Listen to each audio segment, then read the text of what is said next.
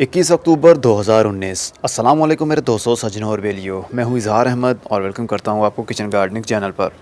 हमने 7 अक्टूबर को बीज लगाए थे और आज है 21 अक्टूबर, मतलब ये 14 दिन का रिज़ल्ट। हर 7 दिन के बाद मैं एक वीडियो बनाता हूं और उसके अंदर आपको अपडेट देता हूं कि जो बीज लगाए थे उनका हमें क्या रिज़ल्ट मिल रहा है, कौन सी प्रॉब्लम चल रही है और कौन से पौधे हमने ट्रांसप्लांट कर लिए हैं। तकरीबन 5 दिन हो गए हैं मुझे। मैंने जो दूसरे टेरेस पर पड़े हुए थे, छोटे छोटे से पौधे पड़े हुए थे और शेडी एरिया में पड़े हुए थे, उनको मैंने उठाया और फुल धूप वाले एरिया में रख दिया है। यहाँ तकरीबन सुबह 6 बजे से लेकर दोपहर 2 बजे तक की फुल धूप आती है। और सब्ज़ी वाले पौधों के बीज लगाए हों या फिर फूलों के बीज हों, जब पौधे बन जाते हैं तो उनको फुल धूप की ज़रूरत होती है। अगर आप उसको फुल धूप में नहीं रखेंगे तो पौधे थोड़े से लंबे होंगे, देन वो गिरेंगे, देन वो मर जाएंगे। जैसे कि ये वाले आइसबर्ग के पौधे इसी तरह जर्मिनेट हुए, लेकिन ये शेडी एरिया में पड़े हुए थे तो काफ़ी पौधे एक साइड पर गिर गए। इसकी काफ़ी सारी रीज़न भी है। पहली रीज़न तो ये है कि साथ साथ में बहुत सारे बीज मैंने लगा दिए होंगे, तो जब वो जर्मिनेट हुए, एक साथ में ही जर्मिनेट हुए, तो उनको रूट्स को जगह नहीं मिली अपनी ग्रोथ को बढ़ाने के लिए। इस वजह से वो एक साइड पर गिरते रहे। और दूसरी रीज़न ये है कि सूरज की रोशनी प्रॉपर तरीके से उनके बीच में नहीं आ पाती थी। जब पौधे बहुत ही ज़्यादा पास पास में ग्रोथ करेंगे तो सूरज की धूप उनके बीच से गुजर नहीं पाएगी। उसके बाद सूरज की धूप की कमी की वजह से वो गिर जाएंगे, देन वो मर जाएंगे। अब ये कुछ पौधे गिरे हुए थे, लेकिन जैसे ही मैंने इनको धूप में रखा, अब ये देखिए ये गिरे हुए हैं अभी भी, लेकिन इनके पत्ते अब नए आना शुरू हो गए हैं। ये मज़ीद ड्राई नहीं हुए जिस तरह के ये वाले ड्राई हो गए थे। आइसबर्ग की ग्रोथ देख सकते हैं आप, ये अच्छे ग्रोथ कर रही है। एक साइड पर गिरे थे लेकिन फिर भी वो उन्होंने स्टैंड ले लिया। जैसे ही उनको धूप मिली, फुल धूप मिली, फोटोसिंथेसिस का अमल ज़्यादा तेज़ी से काम करने लगा तो वो खड़े होने लगे। चलिए इस साइड से मैं आपको शुरू करता हूँ। ये हमारे चिल्ली के सीड हैं। चिल्ली के सीड अभी ट्रांसप्लांटिंग के काबिल नहीं हुए हैं। थोड़ी सी ग्रोथ स्लो हो गई थी क्योंकि पिछले दिनों काफ़ी बारिशें भी होती रहीं और काफ़ी ठंड बढ़ गई थी, जिस वजह से पौधों की ग्रोथ भी स्लो हो गई। जब ज़्यादा ठंडक बढ़ जाती है तो पौधों की ग्रोथ ऑटोमेटिकली स्लो पड़ जाती है। चाहे वो सीड्स आपने लगाए हो तो वो जल्दी जर्मिनेट नहीं होंगे ठंडक की वजह से। लेकिन कोई बात नहीं, ग्रोथ बहुत ही अच्छी चल रही है। किसी सेल के अंदर मैंने 1 बीज लगाया था, किसी के अंदर 2 लगाए थे, वो तकरीबन सारे ही सेल्स अपनी जर्मिनेशन शुरू कर गए। और ये जो ट्रे थी ये बिल्कुल एम्प्टी थी। इसके अंदर मैंने कुछ लगाना था लेकिन मैंने लगाया नहीं था, तो मैंने समझा शायद मैंने इसके अंदर बीज लगाए हैं और इसको मैंने ट्रे के अंदर रख दिया। लेकिन मैंने बाद में जब देखा कि कौन कौन सी वैरायटी मैंने लगाई थी तो वो सारी कंप्लीट हो चुकी थी। ये वैसे ही इसके अंदर कुछ ना कुछ लगाना था मैंने। ओके, और ये हमारा चपनी टिंडा, इसके काफ़ी सारे पौधे अब ट्रांसप्लांट कर दिए हैं। ये देख सकते हैं बड़ा हो गया है, ये ट्रांसप्लांटिंग के बिल्कुल करीब में है। कल मैंने ट्रांसप्लांट किए हैं कुछ पौधे, चलिए वो दिखाता हूँ आपको। सबसे पहले ये देखिए 7 इंच का ये ग्रो बैग है। इसके अंदर एक एक पौधा मैंने शिफ्ट कर दिया है और अभी से इसको मैंने फुल धूप में रख दिया है क्योंकि हमने जड़ों को हवा लगने नहीं दी। ये सेल्स के अंदर ही जड़ें हैं, कंपोस्ट साथ में होता है, रूट बाउल समेत वो मिट्टी बाहर निकल आती है। देन उसके बाद हम इसको धूप में भी शिफ्ट कर सकते हैं। और ये कुछ बैग्स हैं जो कि 12-12 इंच के हैं, इनके अंदर भी लगा दिया मैंने। एक के अंदर मैंने 2 पौधे लगाए हैं, तो ये 6 पौधे हमारे ये लग गए। अब मेरे पास इतनी स्पेस नहीं है कि मैं एक ही वैरायटी सारे गमलों के अंदर लगा दूं, क्योंकि और भी काफ़ी कुछ अभी लगाना है। जैसे ये मिर्च के पौधे और टमाटर के पौधे तो बहुत ही ज़रूरी हैं।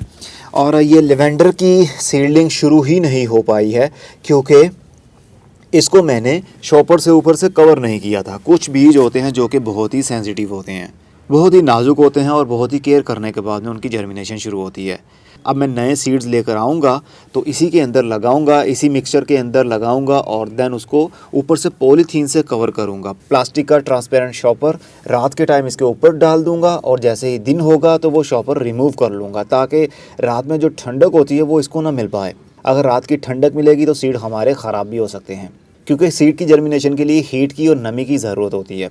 अगर बहुत ज़्यादा नमी मिलेगी तो सीड भी गल जाएंगे, इसलिए एक बैलेंस रखना पड़ता है। कोई बात नहीं, ना लेवेंडर हमारा ग्रोथ कर पाया और ना ही थाइम किधर गया, ये थाइम भी हमारा कोई भी ग्रोथ नहीं कर पाया। कोई बात नहीं, ये दोबारा से मैं सीडलिंग करूँगा तो इसके ऊपर एक सेपरेट वीडियो बनाऊँगा, कैसे सीडलिंग करनी है, कैसे उनकी केयर करनी है, कैसे उसको शॉपर से कवर करना है और कब उनकी जर्मिनेशन शुरू हुई। आइसबर्ग हो गया।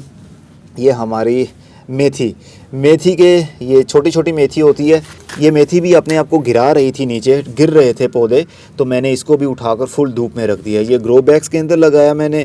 इनको ऊपर से अगर हम पानी देते हैं तो पानी का थ्रो होने की वजह से पौधे गिर जाएंगे और कुछ की जड़ें बाहर निकल आएंगी तो वो मर जाएंगे, इसलिए मैंने ट्रे नीचे रखी है। ये ट्रेज़ आपको किसी भी हार्डवेयर शॉप से मिल सकती हैं।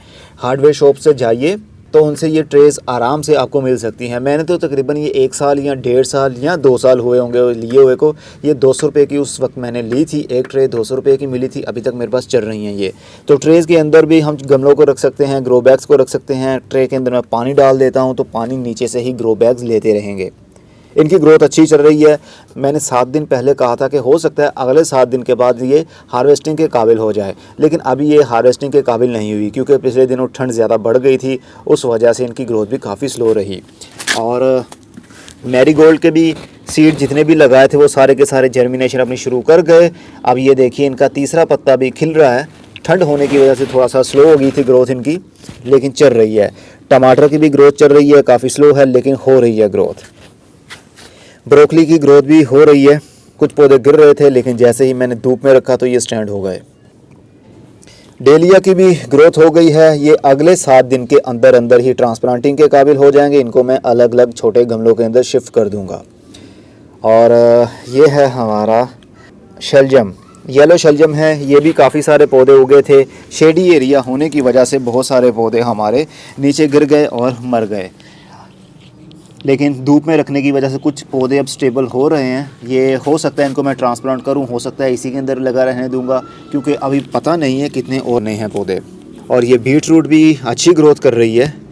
धूप में रखने की वजह से बहुत ही अच्छा और कमाल का रिज़ल्ट हमें मिलता है। सीड्स कोई से भी हो, चाहे गर्मी वाले सीड्स हों, गर्मी के फूल हों या सर्दी के हों, सब्ज़ी गर्मी की हो या सर्दी की हो, जब सीड उगना शुरू कर दे तो उसको अपने फुल धूप में रख देना है ताकि उनकी जो ग्रोथ है, उनकी बारीक बारीक सी स्टेम है वो एक साइड पर गिरे नहीं। धूप की कमी नहीं होनी चाहिए इनको, और पानी की भी नहीं होनी चाहिए। अगर हम धूप में रखते हैं पौधों को तो मिट्टी जल्दी ही खुश्क हो जाएगी, इसलिए उनको ट्रेस के अंदर रखें और ट्रे के नीचे पानी डाल दीजिए ताकि उनकी मिट्टी हर वक्त नम रहे।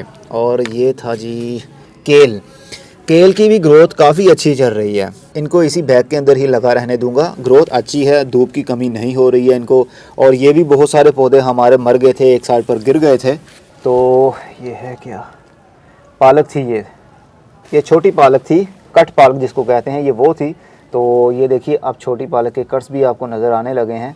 और ये भी बहुत सारे पौधे हमारे यहाँ से ड्राई हो गए, गिर गए थे, वो मर गए क्योंकि सूरज की धूप की कमी की वजह से। लेकिन अब ये जितने भी बच गए हैं इनकी ग्रोथ स्टेबल हो रही है और अब ये आहिस्ता से ऊपर वाली साइड पर ही ग्रोथ कर रहे हैं। बहुत जल्द ये अगले हफ्ते के अंदर अंदर ही हार्वेस्टिंग के काबिल भी हो जाएंगे। कुछ और भी था, हाँ ये रहा वो, ये है जी शलजम, येलो वाइट वाले शलजम हैं ये। इनकी भी काफ़ी अच्छी अब ग्रोथ हो गई है। अब ये ट्रांसप्लांटिंग के काबिल भी हो गए हैं। एक एक पौधा निकाल के अलग अलग गमले के अंदर भी हम लगा सकते हैं, लेकिन मैं देखूंगा अगर तो जगह बन गई तो मैं एक एक पौधा निकालूंगा और उसको अलग अलग पॉट के अंदर या बड़ी सी क्यारी के अंदर शिफ्ट कर दूंगा ताकि उसके नीचे मिट्टी के अंदर भी वो शलजम बन सके। ये भी मैंने इस ट्रे के अंदर रखे हुए हैं। नीचे से ही मैं पानी डाल देता हूँ, ऊपर से पानी का शावर नहीं करना, ना ही थ्रो करना है पानी का। हमेशा सीड्स को, पनीरी को पानी नीचे से ही देना चाहिए। उम्मीद है आपके पौधों की ग्रोथ भी ऐसी ही चल रही होगी। अब मैं चलता हूँ, अगले 7 दिन के बाद मिलेंगे। तब तक के लिए खुदा हाफिज़।